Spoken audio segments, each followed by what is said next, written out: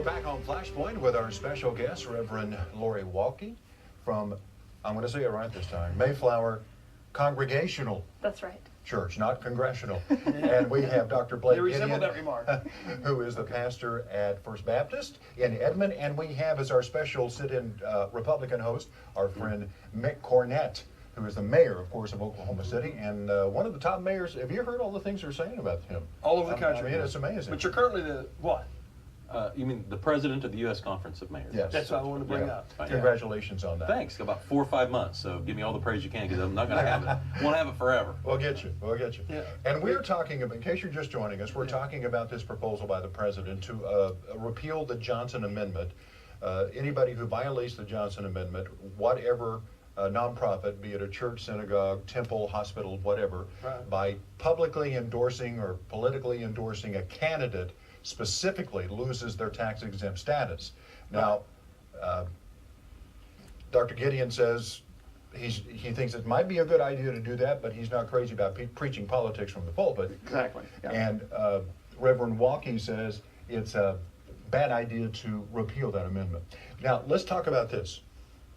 We did the rant, and a majority of our ranters said, I don't go to church, or I don't go to the synagogue, or I don't go to the mosque to hear about politics. I go to hear about God and the scripture.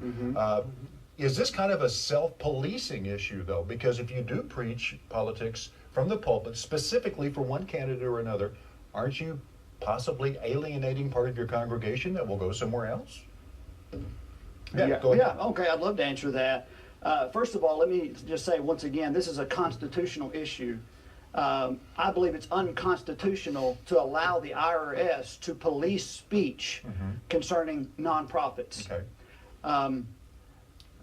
Just think it's wrong. I think that every American, whether they're a nonprofit, whether they're a pastor, every American ought to have a right to free speech. Okay. But if you advocate for Donald Trump from the pulpit, I'm not going to advocate for Donald Trump from the pulpit. I'm going to advocate Jesus from the pulpit. there you go. But if you Yeah. did, you might lose some of your congregation. I mean, maybe. I mean, Yeah, is this kind of a so- self-policing issue? So though?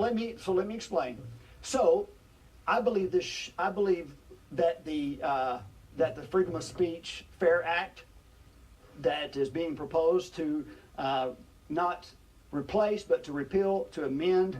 To amend is the right word. The Johnson Amendment. I agree with it. I believe it should be in place. Right. I believe that it should be left up. Now, I believe it should be left up to local congregations and the board of nonprofits to make those decisions for their organizations. Now, if the amendment is allowed to the Johnson Act, which would allow free speech in the pulpit concerning political issues, and a certain person, say a pastor, decides he's going to promote a candidate, then that person who does not come to church to